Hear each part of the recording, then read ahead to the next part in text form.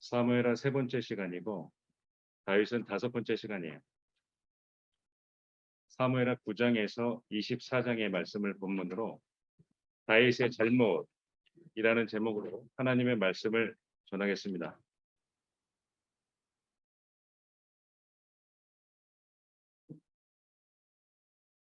본문이죠. 사무엘하 24장 10절에서 15절 다 같이 읽겠습니다. 시작.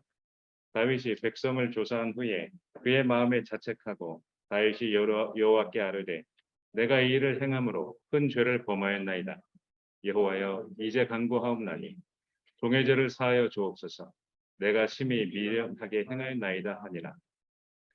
다윗이 아침에 일어날 때에 여호와의 말씀이 다윗의 선견자 된 선지자 가세에게 임하여 이르시되 가서 다윗에게 말하기를 여호와께서 이와 같이 말씀하시기를 내가 내게 세 가지를 보이노니 너를 위하여 너는 그 중에 하나를 택하라.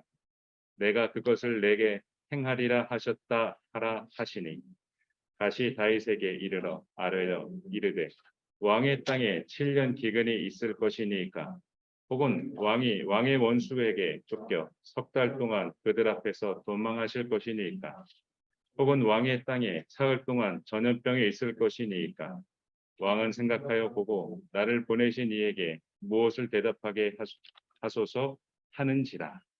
다윗이 가세에게 이르되 내가 고통 중에 있도다. 청하건대 여호와께서는 긍휼이 크시니 우리가 여호와의 손에 빠지고 내가 사람의 손에 빠지지 아니하기를 원하노라 하시는지라.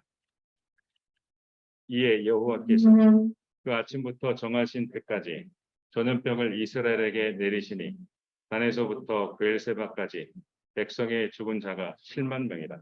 기도하시겠습니다. 아버지여, 우리의 인생 가운데 하나님께 인정받을 때가 있고 하나님을 실망시켜드리고 하나님의 얼굴 보기가 부끄러울 때가 있습니다. 아버지, 우리의 인생이 평탄케 되기를 원하나이다. 전 세계인이 부러워하고 모든 강단에서 Greatest King, 위대한 다윗 왕을 말합니다. 그러나 오늘 그 다윗의 치부를 들추겠습니다. 아버지, 다윗의 잘못을 통해 우리가 아버지께 잘못한 것이 없나 다시 한번 확인하게 하시고 앞으로 살아가는 인생 가운데 하나님께 범죄하지 않게 하옵소서. 우리의 심령을 지키사 우리의 마음을 지켜주시고 우리가 행동하는 데에 있어서 말하는 데에 있어서 아버지께 범죄하지 않게 하옵소서. 예수님의 이름으로 기도드렸습니다. 아멘. 다윗은 사울의 손자이자 둘도 없이 친하고 서로 우정으로 사랑했던 요나단의 아들 무미보셋에게 은혜를 베풉니다. 무미보셋은 도망가던 때에 유모가 잘못해서 말에서 떨어뜨려서 두 다리가 절개되어서 장애인이 되어서 평생 쩔뚝쩔뚝. 당시의 장애로 삶을 산다는 것은 그 마을에 저주받은 자요.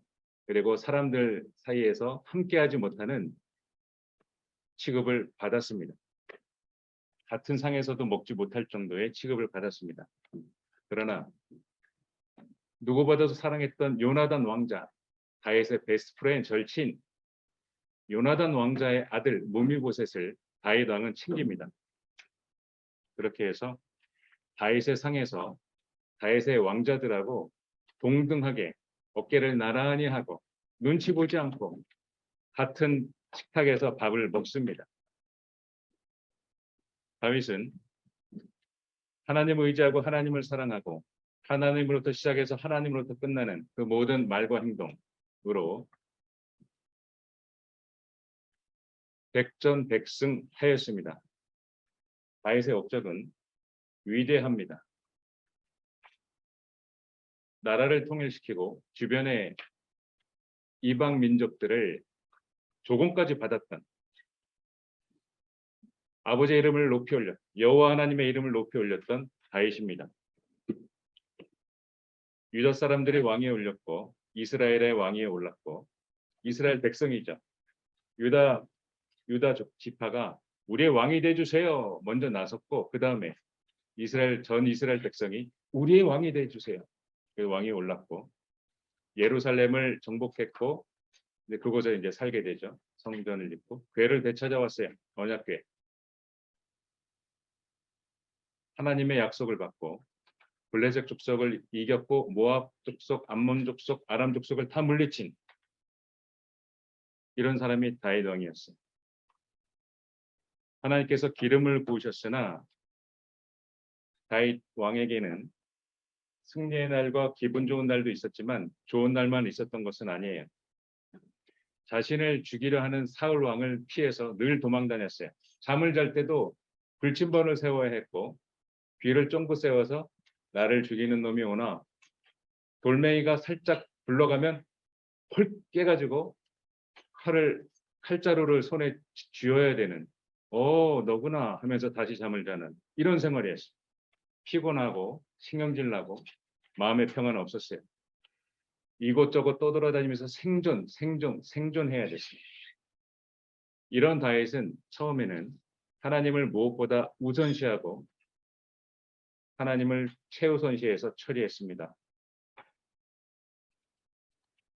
많은 전투를 이겨낸 다윗은 자신에게 충성하는 군대와 자신을 따르는 백성들이 있었어요. 어디를 가도 백성들이 따라온다는 거예요. 야, 너희들 힘들어. 나랑 살면 힘들어. 여기는 도시가 아니야. 여긴 산속이야. 여긴 굴이라니까. 괜찮습니다. 우린 다윗과 함께 할 겁니다. 이렇게 사람들이 다윗을 믿고 신뢰하고 의지하고 따라왔어요. 사람들은 점점점 늘어났어요. 이제 힘들었던 시대는 가고 다윗은 안전이 확보된 상태에 있어요. 평안이 왔어요. 뭐 할 거 없나? 평안이 왔어요. 재밌는 거 없나? 평안이 왔어요. 다윗은 왕궁의 옥상을 거닐게 되었어요.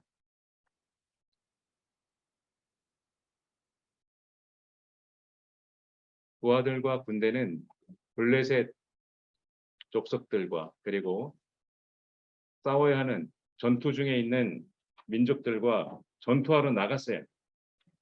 그러나 최근에 다윗이 블레셋 거인 족속하고 싸울 때 죽을 뻔한 적이 있어요. 만약 그때 부하 장수가 다윗을 돕지 않았다면 다윗은 그때 죽었을 거예요. 이때 부하들은 합심해서 이렇게 말합니다. 왕이시여, 이제 그만 나오소서 전투에. 왕께서 이 전장에서 돌아가시면 이스라엘의 등불이 꺼지는 거예요. 왕이시여, 옥체를 보존하세요. 이렇게 해서 그러냐, 알았다. 왕은 이제 전투에 안 나옵니다. 왕궁에 있는 거예요. 옥상을 거닐게 되었어요. 저녁 때에 옥상을 거닐게 되었을 때 한 여인이 정결례를 마치는 의식을 합니다. 여성의 생리 현상 후에 월경이죠. 몸을 씻으면 율법에 있어요. 월경 후에 몸을 씻어라. 이게 정결례예요. 율법대로 행하는 거예요. 이 정결례를 행했던 것으로 봅니다. 옥상을 거닐다가 아니 하면서 이 당시의 옥상은 주변에 있는 집에 그 안뜰 마당들을 다 볼 수 있는 위치였어요. 다른 집들이 이제 낮았고 왕궁의 옥상은 높았어요. 다 들여다보면 이렇게 볼 수가 있었어요. 이때 정결례를 치르는 한 여인을 봅니다. 남자는 눈으로 음란히 들어와요. 이때 다윗이 사람을 보내서 그 여인을 알아보았어요. 그랬더니 자신의 부하인 우리야 장군의 아내였어요. 유부녀였어요. 유부녀. 부하의 아내인 것을 알았지만 그 여인에 대한 불타는 욕정에 다윗은 한 여자를 간음하기 위해서 전령을 보내 데려옵니다. 그리고 더불어 동침합니다. 남자도 여자도 더불어 간음하였습니다. 11장 4절 다 같이 읽겠습니다. 시작. 다윗이 전령을 보내어 그 여자를 자기에게로 데려오게 하고 그 여자가 그 부정함을 깨끗하게 하였으므로 더불어 동침하며 그 여자가 자기 집으로 돌아가니라. 간음죄의 정의는 결혼한 배우자. 여러분 그래서 이제 부부가 중요합니다. 그 배우자기도 하세요. 중요합니다. 결혼한 배우자 이외에 육체적으로 정신적으로 부부 관계를 한 것이에요. 부부 사이에서는 괜찮아요. 하나님 보시기에 아름다워요. 부모를 떠나 한 몸이 될지어다. 하나님의 계획이요 하나님의 뜻이요 서로 위하는 사랑하는 거예요. 그러나 간음죄는 결혼한 배우자 이외에 부부관계를 하는 걸 가는 모든 것이다. 배우자 이외의 부부관계는 다 간음죄예요. 10계명 중에 7계명 간음하지 말라. 하나님이 우리를 위해서 주신 계명이죠. 간음은 혼인한 부부가 있는 가정을 파괴합니다. 일부 다처제는 하나님의 계획이 아니에요. 다윗은 욕정으로 남의 집 유부녀죠. 남의 집 유부녀를 간음하였습니다. 서로의 이유로 원나잇 간음을 하고 끝난 줄 알았어요. 다윗은. 좋았지. 이렇게 다윗은 끝난 줄 알았어요. 그러나 이후에 밧세바는 임신하게 되었고 자신이 임신한 사실을 전합니다. 11장 5절 다 같이 읽겠습니다. 시작. 그 여인이 임신하매 사람을 보내 다윗에게 말하여 이르되 내가 임신하였나이다 하니라. 이때 다윗은 자신의 잘못을 하나님께 이실직고하지 않았어요. 회개하지 않았어요. 다윗은 자신의 범죄를 감추기 위해 원래 남편의 아이로 그 유부녀니까 원래 남편의 아이로 자연임신한 것처럼 위장하려고 했어요. 다윗은 머리를 굴렸어요. 똑똑한 다윗은 머리를 굴렸어요. 가늠한 여인의 남편 우리아 장군을 전장에서 호출해서 급하게 불러오게 합니다. 불러와서 싸움이 어땠느냐 물어보고 내려가서 발을 8절 11장 8절 발을 씻어라. 왕궁에서 나가서 집에서 자라. 고생 많지? 그래 우리아야 참 고생 많았어. 어서 집에 가서 안식을 취하고 다시 전장으로 가라. 이렇게 똑똑한 다윗은 그래 그거야. 굿 아이디어. 순조로워 보였습니다. 일이 잘 되고 있군. 그런데 충성된 우리아 장군은 전우들을 두고 전장에 있는 전우들을 생각해서 나 혼자 어떻게 편한 내 집에서 잘 수 있느냐? 안락한 그곳에 내가 어떻게 가서 잘 수 있느냐? 죄스럽다. 난 그럴 수 없다 하면서 부하들과 더불어 잤어요. 그게 11장 9절에 읽겠습니다. 시작. 그러나 우리아는 집으로 내려가지 아니하고 왕궁 문에서 그의 주의 모든 부하들과 더불어 잔지라. 우리아는 충성스럽게 다윗에게 말하고 행동했어요. 이때 다윗은 속으로 말은 못하고 이렇게 생각했을지 모릅니다. 이런 그게 아니란 말이야 우리아야. 왜 집에서 잠을 안 잤니? 하며 아쉬워했을지 모릅니다. 이때 다윗은 하룻밤을 더 기회를 줍니다. 그게 11장 12절이에요. 읽겠습니다. 시작. 다윗이 우리아에게 이르되 오늘도 여기 있으라. 내일은 내가 너를 보내리라. 우리아가 그날에 예루살렘에 머무니라. 이튿날. 그러나 이튿날도 충성스러운 우리아 장군은 집에 안 갔어요.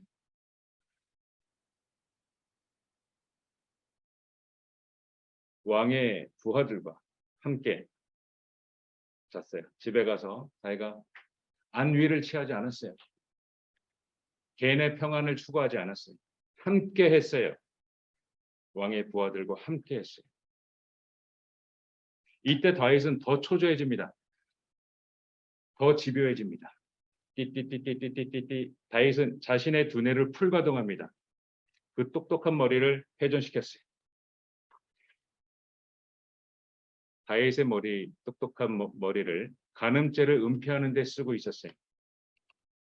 이 과정에서 충성된 우리아 장군은 통제가 되지 않았어요. 그래서 다윗은 악한 방법을 썼어요. 이게 14절, 11장 14절, 15절이에요. 다 같이 읽겠습니다. 시작. 아침이 되매 다윗이 편지를 써서 우리아의 손에 들려 요압에게 보내니 그 편지에 써서 이르기를 너희가 우리아를 맹렬한 싸움에 앞세워 두고 너희는 뒤로 물러가서 그로 맞아 죽게 하라 하였더라. 편지를 써서 우리아를 가장 맹렬한 곳, 가면은 죽는 곳, 센 놈들이 있는 곳, 치열한 전투가 있는 곳, 이기기 힘든 곳, 여기로 보내라. 이걸 요약하면 우리아를 죽게 해라. 그 얘기예요. 이 편지를 누가 들고 가느냐? 우리아 장군이 들고 가요. 밀봉되어 있기 때문에 내용을 모르고 그걸 요압 장군한테 전해주는 거예요. 요압 장군이 보고 그대로 합니다. 제일 치열한 곳에 그 성의 용사들의 제일 센 곳에 우리아하고 부하들을 투입시켰어요. 다윗의 계획대로, 다윗의 머리대로 우리아 장군은 죽었어요. 이때 밧세바는 자신의 남편 우리아가 죽었다는 말을 듣고 소리내어서 엉엉 울었어요. 며칠이 지나 장례가 마치고 불쌍한 밧세바, 과부가 됐죠. 남편이 죽어서. 이제 밧세바는 어떻게 먹고 살아야 하나요? 이때 인애와 사랑이 많고 긍휼이 많은 다윗 왕이 그 과부를 구원해 줍니다. 자기 후처로 받아들이는 거죠. 왕궁으로 데려왔죠. 이 자연스럽게 보이는 다윗의 계략. 마치 왕의 자비로움으로 불쌍한 과부를 거둔 것처럼 보였지만 다 다윗이 꾸민 짓이에요. 하나님은 다윗의 악함과 그 속셈을 알고 계셨어요. 하나님은 속지 않았어요. 이 자연스럽게 흘러가는 것 같은 증거 있어? 말해봐. 증거 있어? 하나님은 증거가 필요 없으세요. 하나님은 속지 않으셨어요. 하나님은 다윗이 남의 집 유부녀하고 간음을 했을 때 다윗아 너 언제 회개하냐? 내일 할까? 오늘 안 했네. 내일 회개할까? 하나님은 기다리고 계셨을 거예요. 그러나 하나님의 기대와는 다르게 하나님의 기다림과는 다르게 다윗은 회개하지 않았어요. 자신의 머리를 똑똑한 머리를 사용했어요. 자신의 계획으로 사건을 은폐했어요. 하나님은 이렇게 생각하셨습니다. 그게 27절에 시작. 그 장례를 마침에 다윗이 사람을 보내 그를 왕궁으로 데려오니 그가 그의 아내가 되어 그에게 아들을 낳으니라. 다윗이 행한 그 일이 여호와 보시기에 악하였다. 다윗의 이 일로 인하여 이후 이 아이는 죽고 선지자 나단은 하나님의 말씀을 받아 다윗 왕에게 갔어요. 이러면서 비유로 이야기를 합니다. 다윗 왕한테. 성읍에 두 사람이 있는데 부자와 가난한 사람, 이 두 이야기를 비유로 들려줬어요. 이 얘기를 듣고 다윗 왕은 화가 머리끝까지 나서 분노하며 화를 냅니다. 아니 도대체 그놈이 누구요? 이때 나단은 대답합니다. 당신의 말대로 바로 그 사람은 마땅히 죽어야 해요. 4배나 되갚아줘야 돼요. 2배도 아니라 4배. 4배나 갚아줘야 돼요. 바로 그 사람이 당신이요. 바로 당신 다윗 왕이요. 이렇게 나단 선지자의 말을 듣고 다윗은 자신의 간음이 걸린 것을 알게 되었어요. 하나님은 속지 않으셨어요. 이때 하나님의 한탄하시며 하시는 말씀을 들을 수가 있습니다. 그게 12장 7절이에요. 하나님 말씀하셨어요. 내가 너를 이스라엘 왕으로 기름 붓기 위하여 너를 사울의 손에서 구원했다. 하나님은 다윗을 신뢰하셨어요. 아무도 이스라엘 용사들 중에 아무도 하나님을 조롱하는 그 괴물 같은 놈에게 골리앗 장군에게 나가는 사람이 아무도 없었어요. 이때 소년 다윗이 여호와의 이름으로 나아갔어요. 하나님은 뛸 듯이 기뻤어요. 430년 동안 이런 사람이 없었는데 다윗, 너가 날 감동시키는구나. 하나님은 다윗을 신뢰했어요. 하나님이 다윗성에 입성하실 때 다윗은 옷이 벗겨져도 괜찮다. 여호와 기뻐하신다면 괜찮다. 진정으로 하나님을 사랑하고 하나님을 찬양하니 이 다윗. 다윗에게 한탄하시며 말씀하셨어요. 12장 8절 읽겠습니다. 시작.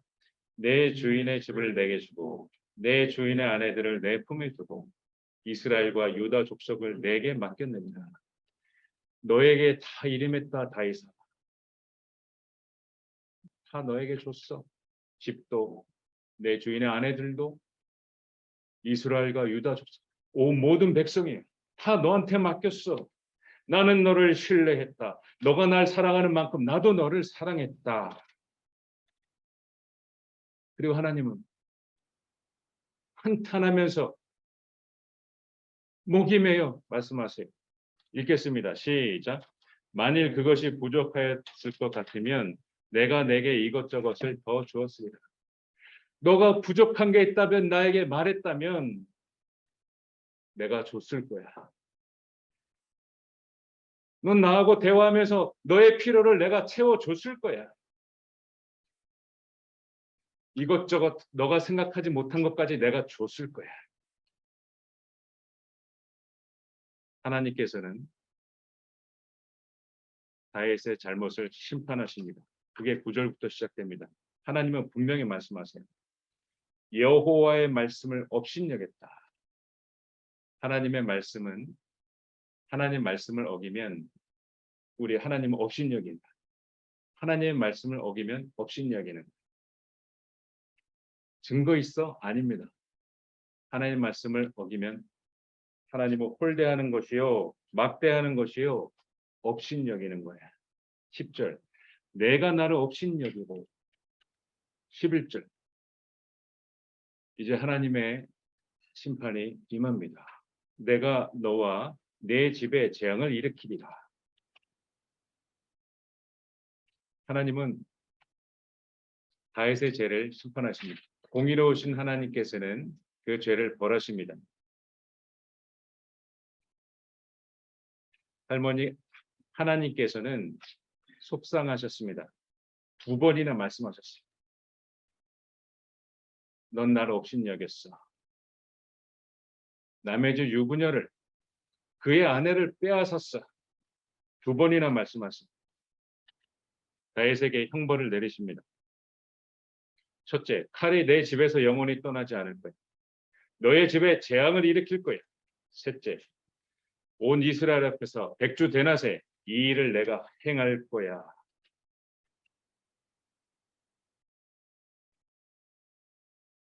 하나님의 형벌이 시작되었습니다. 밧세바 유부녀와 간음에서 태어난 아이를 여호와께서 치셔서 심히 앓고 그 아기는 죽었습니다. 그리고 다윗이 부인이 몇 명인지 아십니까? 요 글씨가 보이나요? 17명 플러스 다수의 부인들이에요. 이 중에 사울의 딸 미갈, 그러니까 골리앗을 쳐서 얻었던 이 골리앗 사울의 딸이죠. 사울의 딸 미갈은 다윗을 업신여기고 하나님을 업신여긴 자식을 갖지 못했어요. 이 미갈은 다윗에게 저주받았죠. 그리고 이스라엘 출신의 아히노암 이 둘째 부인은 헤브론에서 암논을 낳아요. 남자입니다. 아들. 그리고 갈멜 출신의 아비가일 지혜로운 여자 이 아비가일을 헤브론에서 다니엘을 낳아요. 그리고 넷째 부인은 구슬이라는 지역의 왕인데 달메의 딸이에요. 마아가. 이 마아가가 굉장히 미인이었어요. 압살람도 이처럼 발끝부터 머리끝까지 흠이 없는 자가 없다. 머리의 그 장발, 1년에 한 번씩 깎았던 너무나 잘생기고 매력적인 압살롬. 이게 오빠고 그 동생이 여동생이 다말이에요. 그리고 5번째 부인 핫깃 이 낳은 아들 아도니아. 그리고 몇 번째야? 하나, 둘, 셋, 넷, 다섯. 6번째 부인 아비달. 아비달이 낳은 스바냐. 7번째 부인 에글라. 이드람을 낳고 그리고 이제 예루살렘에 와서 이제 밧세바라는 여인을 8번째 부인이죠. 밧세바를 더 좋아했나 봐요. 자식을 4명이나 낳았어. 시므아를 낳고 소밥을 낳고 나단을 낳고 솔로몬을 낳았어. 죽은 아이까지 치면 5이 되는 거예요. 여기에 신혼미상의 왕비들이 있어요. 이팔, 엘리사마, 엘리벨렛, 노가, 네벡, 야비야, 엘리사마, 엘라다, 엘리벨렛. 요게 신혼미상의 왕비들의 9명이죠. 그리고 그 밑에 있는 후궁들. 이게 다수예요. 몇 명인지 알 수 없는 소실의 아들들. 여기에서 신혼미상의 아들 왕비들 요 9명을 이후에 요 밧세바 밑에 있는 압살롬이 반역을 한 다음에 이들을 이제 동침해서 더럽히고 나서 다윗이 별실에다가 이 후궁들을 집어넣고 먹을 것만 주고 문을 닫아 잠그고 나오지 못하게 하고 한번 들어가지 않습니다. 그래서 이 후궁의 이 왕비들이 이름이 정확히 나오지 않는 이 후궁의 왕비들이 생갑으로 죽어요. 다윗이 들어가지 않아요. 왜냐하면 압살롬이 더럽혔기 때문에. 여기 보면 파란 글씨에 아히노함의 아들 암논하고 마아가의 아들 딸이죠. 다말. 아버지는 다윗 한 명인데 어머니가 17명 플러스 다수의 어머니들이 있어요. 그래서 이 암논 왕자는 마아가 어머니의 딸인 이 다말, 예쁘게 생긴 다말 공주를 결혼하고 싶어 했어요. 사랑했어요. 상사병이 날 정도였어요. 이렇게 해서 이복남매인 다말을 이 암논이 강제로 강간합니다. 아프다고 거짓말을 해서 이 당시에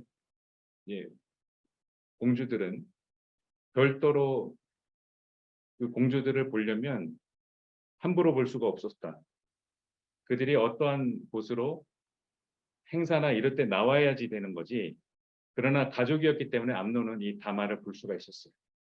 아버지에게 말해서 자기가 아프다고 거짓말을 했고 이 다말이 만든 빵, 이 떡을 가지고 와서 날 좀 입에 넣어주요 이렇게 유도했고 다른 사람 나가게 했고 해서 여기서 겁탈을 했어요. 강간을 했어요. 이후에 2년 후에 강간당한 다말의 친오빠인 압살롬이 저 아히노암 어머니의 아들 이복 형제인 이 암논을 죽입니다. 살해합니다. 하나님 말씀대로 지금 되고 있어요. 그게 13장 22절에서 28절에 이렇게 해서 압살롬은 도망을 갔고 다시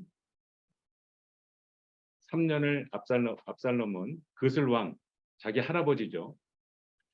어머니 아버지 외할아버지한테 도망가서 3년을 살았고 이 사이에 다윗은 화가 좀 누그러지고 암논 왕자가 이제 살해당해서 죽었잖아요.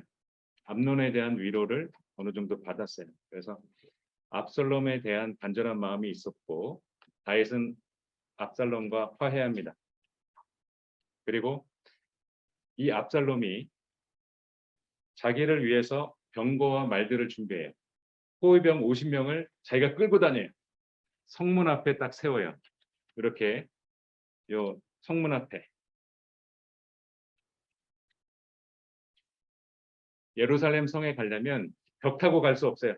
오로지 그 성문으로 들어갔고 성문으로 나와야 돼요. 그러니까 성문에 있으면 사람들을 다 만날 수 있거든요. 이때 송사를 위하고 재판을 하러 온 사람들을 이 압살롬이 다 옆에서 맞이합니다. 압살롬과 압살롬의 장군들, 그 지휘관들과 그리고 부하들 50명을 도열시켜서 공손하게 손을 몰고 어서 오십시오 백성님, 무슨 일로 오셨나요 하면서 살랑살랑 나는 백성님의 편, 백성님의 민원 내가 다 해결해 드릴게요 반짝반짝 이렇게 모든 사람들을 붙잡고 그들에게 입을 받치며 어이구 그랬군요 억울하시겠어요 고객님 억울하시겠어요 이런 것처럼 그 백성의 입을 맞추면서 내가 해결해 드릴게요 나는 당신 편이에요 하면서 백성들의 힘든 마음을 압살롬이 훔쳤습니다. 이게 몇 년 동안? 4년 동안. 압살롬이 4년 동안 이런 준비를 또 해요. 아까 암논은 2년 동안 2년 후에 죽이고 지금은 이 반역을 4년 동안 준비하는 거예요. 15장 4절에 보면 4절 5절 읽겠습니다. 시작. 또 압살롬이 이르기를 내가 이 땅에서 재판관이 되고 누구든지 숭사나 재판할 일이 있어 내게로 오는 자에게 내가 정의 베풀기를 원하노라 하고 사람이 가까이 와서 그에게 절하려 하면 압살롬이 손을 펴서 그 사람을 붙들고 그에게 입을 맞추니 이스라엘 무리 중에 왕께 재판을 청하러 오는 자들마다 압살롬의 행함이 이와 같아서 이스라엘 사람의 마음을 압살롬이 훔치니라. 이렇게 4년 동안 백성들의 마음을 다윗으로부터 자신에게 압살롬에게 확 훔쳐옵니다. 준비를 합니다. 은밀히 반역을 일으키려고 준비했습니다.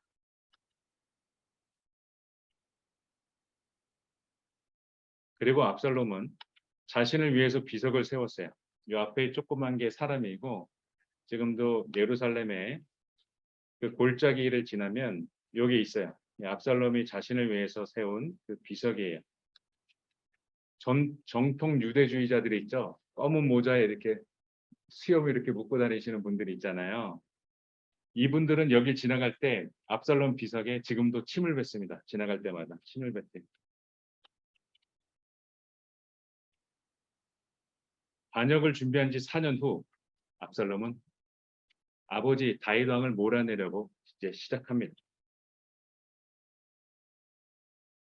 정탐꾼의 부하들을 이스라엘 모든 지파에 다 보내는 거예요. 너희는 이렇게 해라. 내가 나팔을 불 때 너희는 이 나팔 소리를 듣고 나가서 이렇게 외쳐라. 압살롬이 헤브론에서 왕이 되었다. 이렇게 전부 다 이렇게 지령을 내립니다.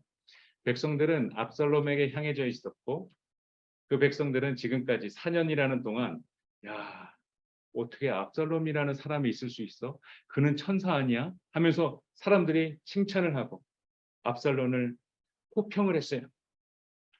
그 압살롬을 이제 압살롬의 말대로 압살롬의 헤브론에서 왕이 되었다. 계속 외치는 거예요.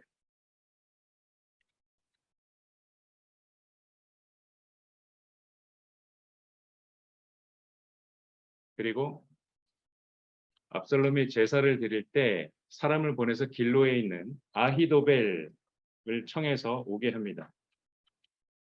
이렇게 반역하는 일이 커져가지고 압살롬에게 붙는 백성들이 점점 많아져요. 오, 압살롬. 우리는 압살롬을 따라가야지.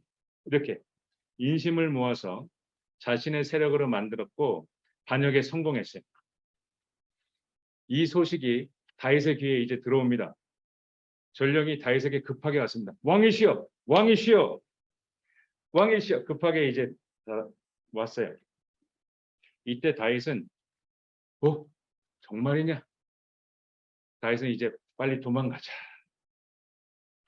14절에 우리 중 한 사람도 압살롬에게 피하지 못하리라. 빨리 가자. 두렵건대 그가 우리를 급히 따라와 우리를 해하고 칼날로 성읍을 칠 것이다. 이 다윗이 이렇게 말하며 불이 났게 도망갑니다. 도망가는 다윗에게 시므이가 돌멩이를 던지면서 저주합니다. 아주 오랫동안 발악을 하면서 저주해요. 이때 장군들이 저 시므이를 지금 죽이고 올까요? 하는데도 다윗이 그가 나와 무슨 상관이냐. 그대로 둬라. 이렇게 하면서 그냥 죽이지 못하게 합니다. 다윗의 편의 선자들은 같이 도망을 가요.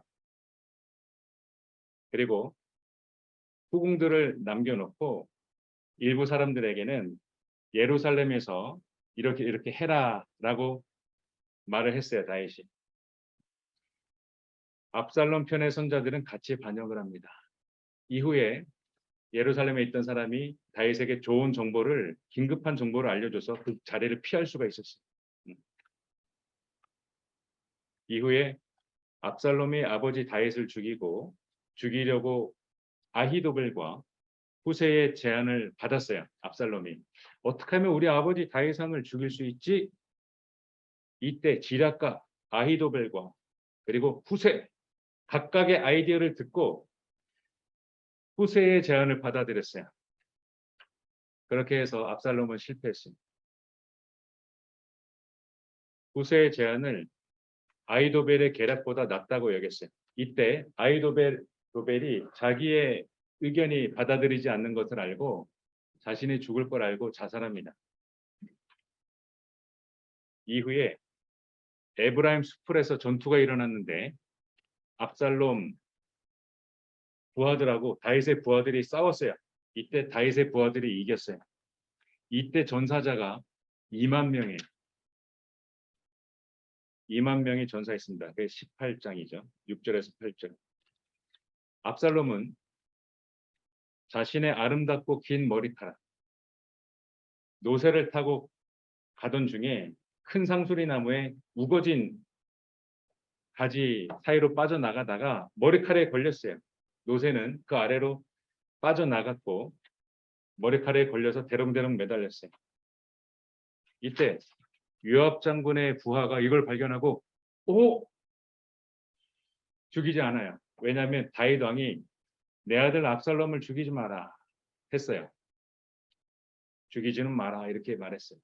그래서 부하는 차마 죽이지 못하고 요압 장군 요압 장군 저 옆에 저 상수리 나무에 지금 압살롬 장군이 머리카락에 매달려 있어요.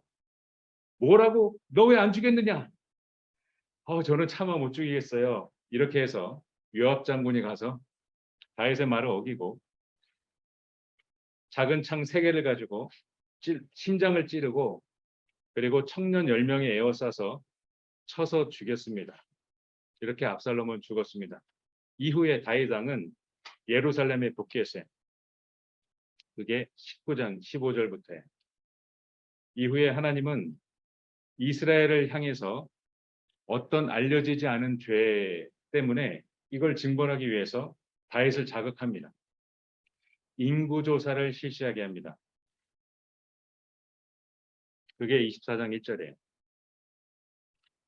다윗은 군사력을 파악하기 위해서 인구조사를 했고 이게 9개월 20일이나 걸렸어요. 9개월 20일 동안 걸려서 조사했고 전쟁에 나갈 수 있는 사람은 80만 명, 유다지파 50만 명 이렇게. 인구조사는 하나님보다 자신의 군사력을 의지한 거예요. 하나님 보시기에 악한 거예요. 다윗은 보고를 받고 몇 명이라는 보고를 받고서 하나님보다 군사력을 의지했음을 깨닫고 회개합니다. 제가 잘못했습니다. 하나님. 회개해요. 그게 24장 10절에. 그리고 선지자 갓을 통해서 징벌의 하나님의 말씀을 다윗이 듣게 돼요. 그게 24장 12절에 다윗아 이번엔 또 왜 그랬느냐? 인구조사를 왜 했느냐? 내가 하라고 말하지 않았는데 너는 왜 했느냐? 나보다 너의 병력이 더 의지가 됐느냐? 이러면서 징벌을 3가지로 말했고 이 중에 고르라고 말했습니다. 첫 번째, 7년 동안의 흉년, 기근, 비가 안 와서 먹을 게 없는 이걸 선택할 거냐? 그러면 1번. 3달 동안 너가 예전처럼 원수에게 쫓아서 도망 다닐 거냐? 그럼 2번을 골라라. 마지막이다. 3일 동안 전염병으로 죽을 거냐? 이걸 원하면 3번째를 골라라. 다윗은 3번째를 택하게 되었고, 여호와께서 전염병을 내려서 이스라엘의 단에서부터 브엘세바까지 7만 명이 줘요. 7만 명. 3일 동안 전염병에 걸려서. 이게 24장 15절이에요. 이후에 여호와께서 재앙 내리심을 뉘우치고 재앙을 멈추셨어요. 다윗은 회개합니다.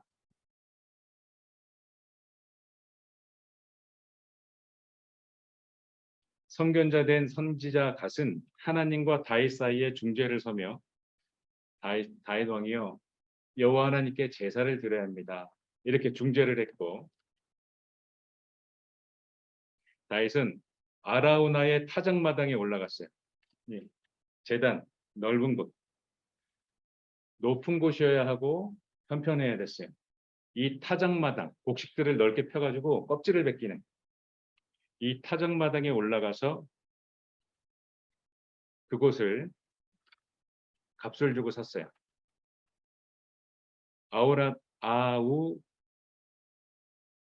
아라우나 여부스 사람 아라우나의 이 사람은 다윗한테 아우 왕이시여 무슨 돈을 내세요? 그냥 쓰세요. 제가 소도 제공해 드릴게요. 뗄 나무도 제공해 드릴게요. 무료로 드릴게요. 다윗은 아니다. 아브라함이 막벨라 굴을 살 때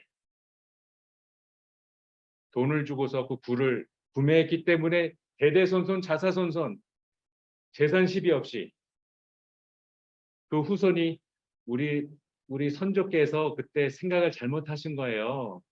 여기는 우리 땅이니 나가주실래요? 할 수가 없었어요. 왜냐? 아브라함이 돈 주고 샀기 때문에. 다윗도 이곳을 돈 주고 사요. 아니다. 무료로 주겠다는 것을 사양하고 돈 주고 사요. 그곳에서 여호와를 위하여 번제와 화목제를 드려요. 그랬더니 재앙이 그칩니다. 24장 25절. 이게 사무엘하의 마지막 절이에요. 다 같이 읽겠습니다. 시작. 그곳에서 여호와를 위하여 제단을 쌓고 번제와 화목제를 드렸더니 이에 여호와께서 그 땅을 위한 기도를 들으시매 이스라엘에게 내리는 재앙이 그쳤더라. 다윗이 여호와 하나님께 번제와 화목제를 드리고 나서 재앙이 그쳐요. 하나님에게 드리는 것이 여러분 무시할 수 없는 거예요. 제가 하나님께 드리고 나서 멈춰요. 아까 그 다윗이 산 아라우나의 그 타작마당, 그게 여러분이 아는 곳이에요. 어딘지 아세요? 다음 화면에 있어요. 바로 여기에요. 다윗이 산 곳이 바로 이후에 솔로몬이 성전을 짓습니다. 이때 지금 보이는 이 황금돔이 이스라엘 이슬람교의 바위사원이에요. 바위사원. 다윗이 번제와 화목제를 드린 장소가 이곳입니다. 다윗조차도 하나님을 우선시하지 않아서 재앙을 받은 거예요. 먹고 살만할 때, 이제 평온할 때, 아유 그동안 고생했지 참 이제 평안해. 오늘 뭐 하지? 아 오늘 뭐 먹지? 이럴 때 하나님을 우선시하지 않아서 하나님을 멸시해서 재앙을 받았어요. 위대한 왕 다윗은 우리와 똑같은 사람이었어요. 그러나 위대한 왕 다윗은 범죄함으로 박살났어요. 형벌을 받았어요. 하나님하고 그 좋았던 관계, 여러분하고 하나님의 관계는 지금 어때요? 전혀 모르고 있나요? 하나님 여러분 어떻게 생각하세요? 여러분은 하나님을 어떻게 생각하세요? 여러분은 하나님은 무엇을 드리고 있죠? 하나님은 여러분을 어떻게 알고 있죠? 내가 하나님께 지은 죄로 인해서 내가 행한 그 자범죄, 나의 마음으로 인한 범죄, 나의 말과 행동으로 지은 죄, 이게 내가 고통당해 여러분. 어디 가서 제3자의 피해를 주느냐? 그 전에 내가 고통받아요. 하나님하고 관계, 나하고의 좋은 관계가 끊어지고 박살나고 내가 고통당하는 거예요. 이 세상에서 교육은 말합니다. 여러분 1등급 되십시오. 스카이 가야죠. 여러분 서울대 가야죠. 연고대 가야죠. 좀 더 공부하면 아이비리그 가야죠. 옥스퍼드 가야죠. 하버드 가야죠. 예일대 가야죠.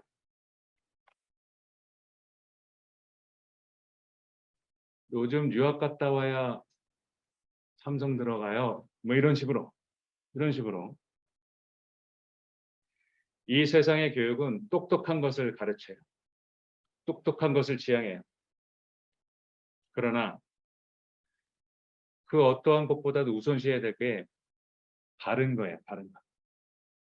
나의 스마트한 머리, 나의 이 우수한 성적, 나 이번에도 올백 나왔잖아. 나의 똑똑한 머리, 이것보다 우선시해야 되는 게 바른 거예요. 하나님이 보시기에 바른 사람.